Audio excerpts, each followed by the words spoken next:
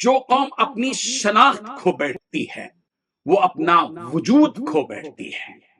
रसूल रहमत सल्लल्लाहु अलैहि वसल्लम ने हमें अपने अक़वाल और आमाल यानी सुन्नतों से एक शनाख्त दी है। अगर हम मुसलमान अपनी जिंदगी को उस शनाख्त से 100% अमलन जोड़ लें, मर्द कुर्ता पाजामा टोपी और दाढ़ी जैसी जाहिरी हुलिये के साथ और औरतें बुर्का और हिजाब जैसी जाहिरी शनाख्त के साथ इस मुल्क में जिंदगी बसर करने लग जाएं तो इस मुल्क का नक्शा ही बदल जाए।